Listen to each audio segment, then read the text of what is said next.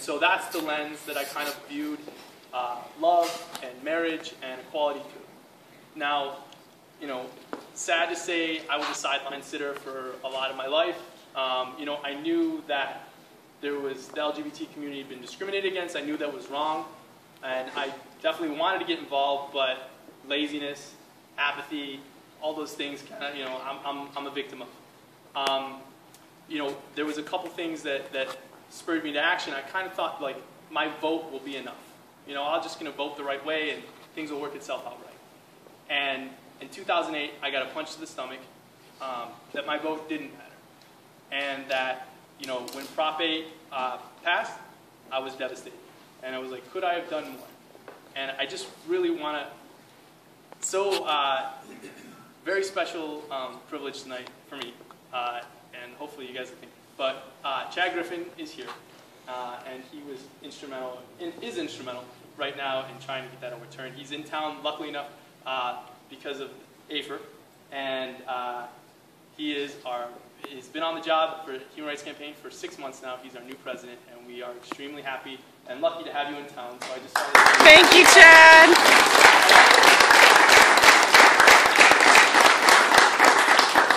Please update us on what's going on. Excellent. All right, another round of applause for David. Thanks again. Also, thanks to our federal club members who are here, our Board of Governors, our board. I know Alan Upholt from our Board of Directors is here. Gwen couldn't be here, and Dana had to just leave. But it's a real privilege to be able to be here again. As many of you know, this is home for me. I was supposed to just be here on Monday morning, where at 5 a.m. I was gathered with our plaintiffs and our legal team waiting on the Supreme Court to do whatever it is going to do on Prop 8 and the DOMA cases, and they decided they were going to kick it to Friday. And so I got to stay here in LA for a few more days, and I heard this afternoon this was happening, and I called Dana and I said, I hear there's a party, can I come? And Dana laughed at me, although it was kind of serious, like I didn't get an invite to this. And so, you know, my Southern mother taught me manners. I didn't want to just show up. But look, I just want to say a few things. First and foremost, happy holidays, and thank you, thank you, thank you. Because of the work that you all have done, and the time that you commit, and the funds that you give and keep giving, HRC was able to play a massive role this election cycle. A massive role. And I just want to go through the investments that we made and were able to make because of all of you. I started there in mid-June, as you know, with a lot of priorities before us and on our plate. We had a president who had just come out for marriage equality only a month or so before that had to be reelected, although our opponents said that that position was going to doom him, and it would also doom any other elected official who followed his lead on that front. We also had 4 states where marriage equality was going to be on the ballot. Overwhelming. We've lost 32 out of 32 of those. We also had a judge on the ballot in Iowa that our opposition spent over $500,000 to defeat because he was part of the opinion that gave us marriage equality in the state of Iowa. We also had Tammy Baldwin on the ballot, which people thought was going to be so tough to pull that off in that state and to make history. And I could go on and on and on. We also had a record number of openly LGBT candidates on the ballot, and we had our allies across the board that HRC had endorsed and had supported, both in terms of ground troops as well as dollars. And for some of you who've heard me speak over the summer, I talked about the importance of re-electing Obama. And I talked about the importance of winning one of those marriage states. Just one. I wanted to win one. Because our opposition day in and day out goes into city halls and goes into state legislatures and goes from office to office in the halls of Congress, Democrat and Republican, and they go in and they say, yeah, Chad just made a great pitch, we know, for marriage equality and to repeal DOMA and all those things. But we only have one thing to say to you. Every single time it's been up for a vote of the people, they've lost. The American public has spoken. They are against marriage equality in this country, and they have used that to scare away judges, and they have used that to scare away elected officials, city, state, and national. So I wanted to win one. So we started by putting resources in those 4 states. Because of all that you did, and those who are in rooms just like this across this country, our major donors, our federal club members, our members and supporters, we raised and invested over $20 million between the presidential, those 4 states, and our election priorities. In just the 4 marriage states alone, because of you, we put $5.5 million between those 4 states. And I am so glad that we were able to turn the corner on Tuesday with having had a clean sweep across the board. And there is no way to describe that. There is no way to describe that. I told reporters, and still do, every time they're asking about it, I said, look, in politics, usually when people are saying landslide or turning point or monumental election, it's usually just spin. It's true. It usually really is spin. This time, there is no other way to describe what happened on election night. It truly was an equality landslide. And by the way, it meant the most diverse populations we have ever seen supporting marriage equality. It meant Republicans and Democrats and independents. It's the only way we could have won in all 4 of those states. It was required a coalition of getting Republicans, Democrats, independents, and religious voters to be with us. And it is incredible what we pulled off across the board. Incredible. And all I could think back to was that election night only 4 years ago, where I bet every single person in this room remembers where they were that night, right?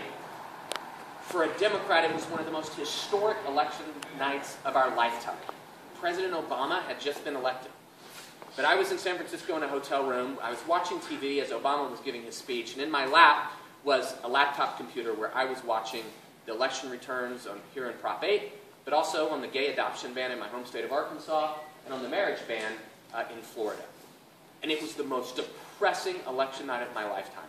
One, because I'm just a competitive person and I can't stand to lose. But 2, because all I could think about was the god-awful message that had been sent to those young people across the state, and ultimately what Prop 8 became, to young people across this country and around the world, that they are less than, that they are second-class citizens, that they can't grow up with the same hopes, dreams, and aspirations as their straight peers.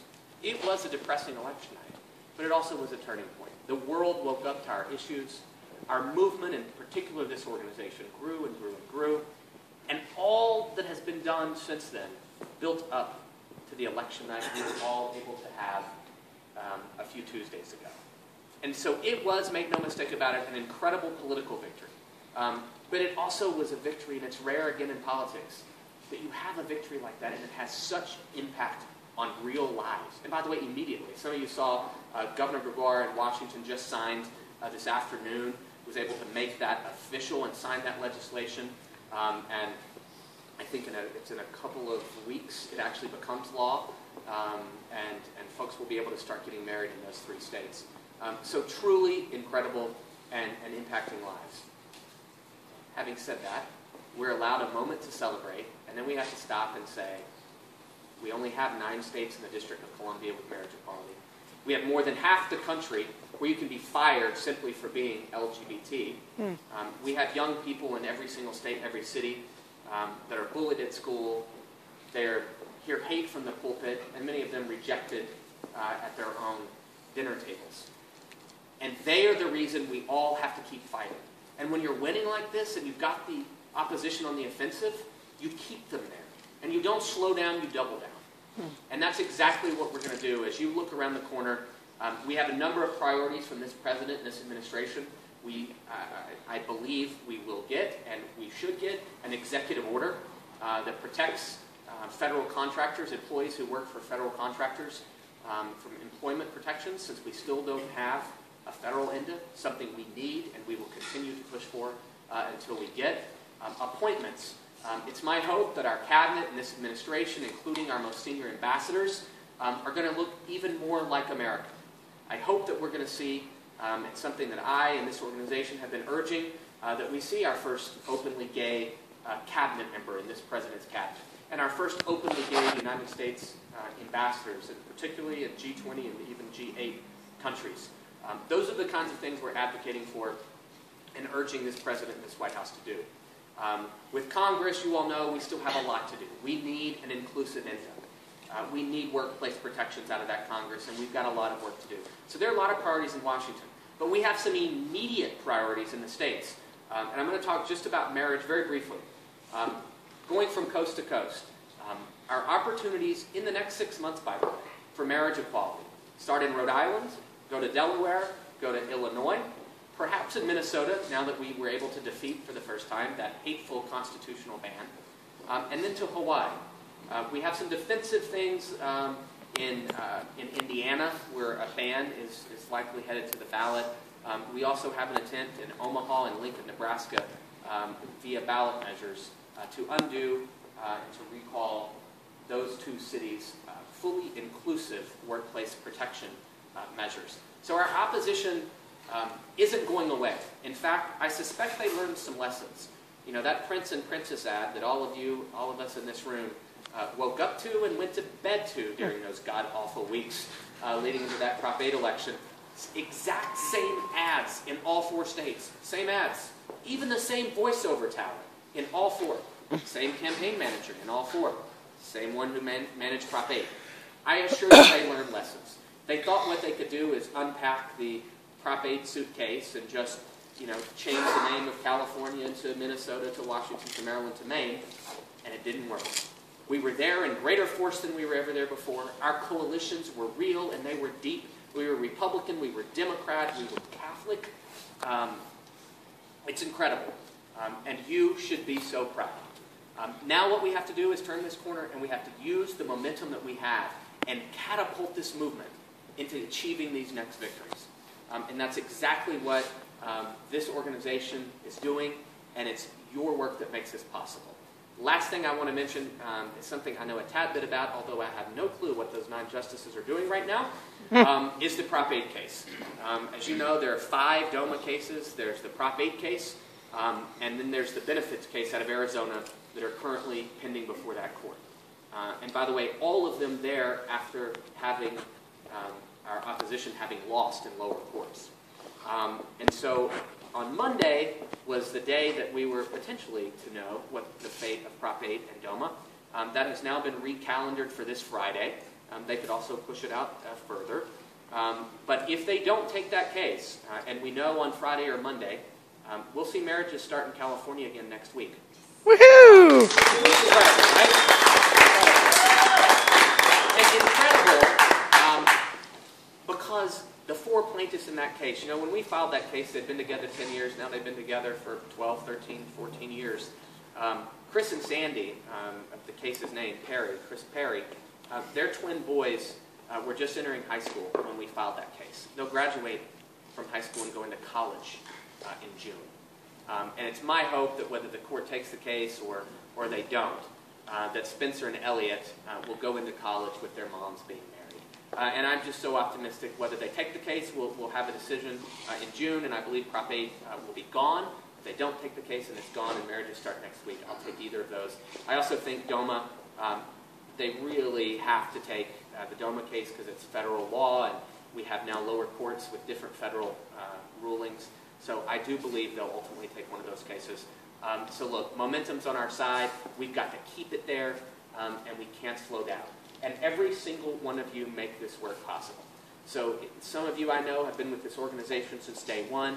Some of you are fairly new like me, and some of you may be here for the first time. So I just hope that you will continue to give, you will dig deeper in the future, and I look forward, as this being my home, to keep coming back here. So come up with reasons and invite me to your next party. So thank you all, and happy holidays. Thank you. Thank you so much, guys. We're very fortunate. Thank you, Chad. I got involved initially with the HRC because I had the time, but I didn't have the money. Some of you don't have the time, but you might have some money. So I just wanted to urge you just to consider joining our federal club. That money goes a long way. Chad just described some of the things that we're doing. And there's 2 ways you can really start getting involved. The first one is our gala dinner. It's our annual gala dinner at the downtown JW Marriott, Ritz-Carlton, this March 24th? 23rd, sorry. I have been invited to that. Yes. And if you haven't been, it is a spectacular event. It is a fabulous night. It's moving. It's funny. There is celebrities on the stage. There's celebrities in the crowd. You might see someone like Dana Goldberg. You know, here. You know, but it is an amazing night, and please experience it if you haven't. We are currently looking for table captains. Table captains have no financial obligation to the table. You're just kind of hosting your table and inviting your friends. And we are also very fortunate to have Jessica Bear, and she can tell you a little bit about that. Thanks. First thing I'd like to do is thank Amanda for, so you know he's straight, right?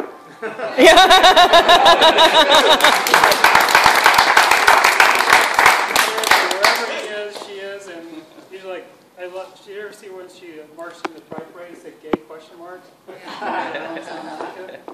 So, my name is Jessica Bear. I'm one of the co-chairs for Table Captain.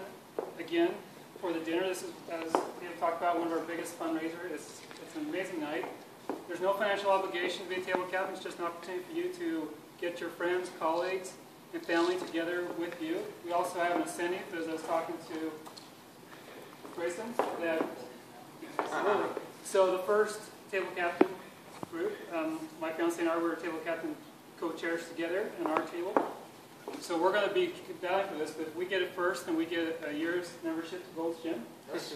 And beat us. So seriously, if you'd like to be a table captain, just come see one of us and we'll sign up. We just need your name and your email address, and you'll be on the website. We have about 24 right now. We'd like to get to 100.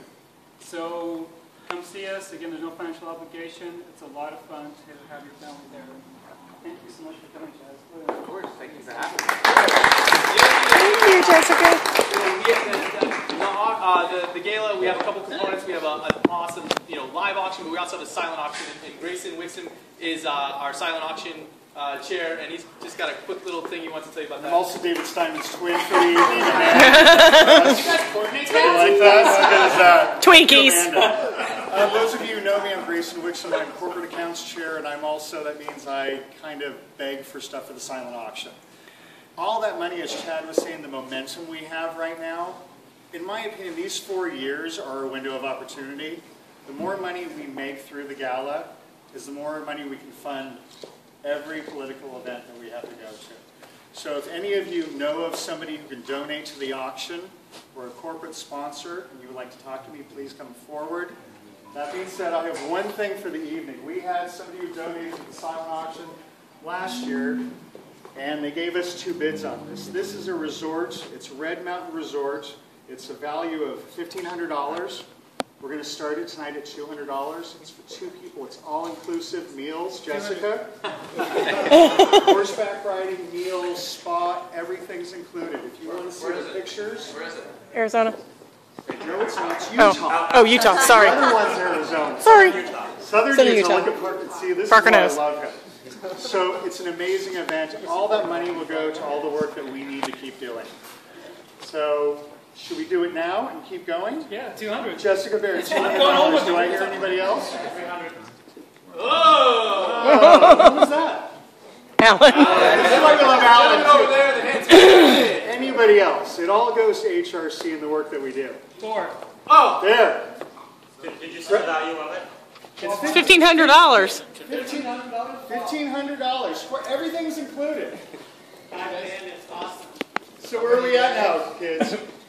Read a little bit more about it. Yeah, read the description. So we have, it's a deluxe room, 3 meals a day, guided tours, unlimited fitness, there's health and walking classes, horse riding, the pool. I mean, if you see the pictures, it's gorgeous. They're all back there It's behind a them. health spa getaway for this weekend. Oh, yeah, these pictures 3 need to be days. seen. It's better to see those pictures. I have this many hands, and I'm not coordinating. Come on, Yay! Thank you. beautiful location.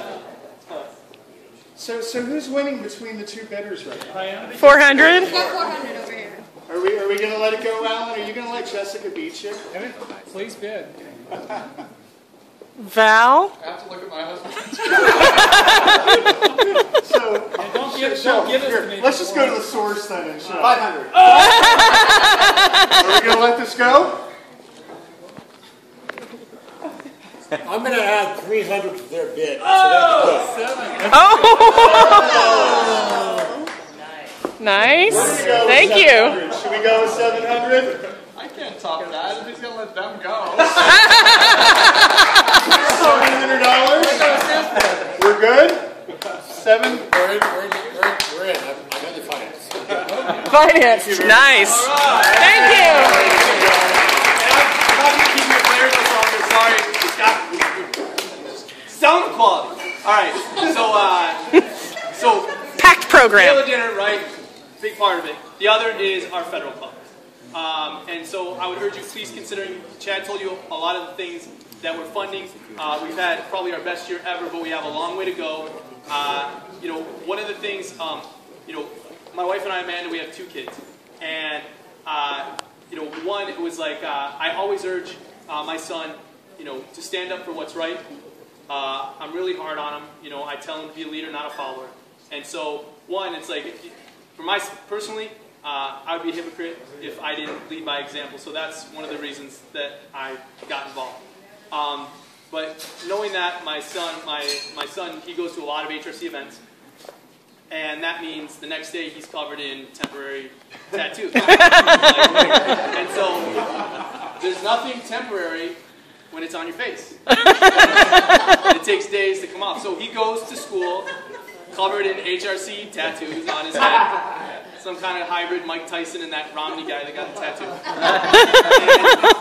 And to bring that name up, didn't you? And so anyway, he, you know, the kids are like, what is that? It's like, oh, it's the, my daddy works for the HRC. Not work, volunteer. But, you know, they ask him, well, what is that about? And, you know, I looked at ways to kind of sum up what the HRC is about. And, like, if I was explaining, what do we do, what are we all about? And my son explained it better than anybody. And here's what he said when they asked him. He said, the HRC, they fight to let you love whomever you want to love. And that right there is, you know, sums up better than anything I could say. And so as we continue to fight for the anti-bullying things that are really like, you know, as your parent, your lens changes in life, and so now I kind of view everything through him. How old is Max? He's 6 years old. But, you know, I look at it through his eyes, and you know, that's why I feel like this is really important. Like, we have to have safe schools. You know, kids have to have, you know, high school's hard enough as it is, as you guys know, in junior high, and it's hard enough to fit in, and you don't need that extra pressure of not feeling safe in that environment to learn. So, you know, safe schools, DOMA, ENDA, you know, we have so many reasons to get involved, and the Federal Club is our lifeblood. So please, if you have any questions, feel free to ask me, or Chad. But there's also, we also have people that have forms. So please, I ask you to consider joining us tonight. It's $1,200 for the year, $100 a month, and that money goes a long way. So thank you so much. Please continue and to check things off your holiday shopping list. And thank you again, West Elm. Thank you so much.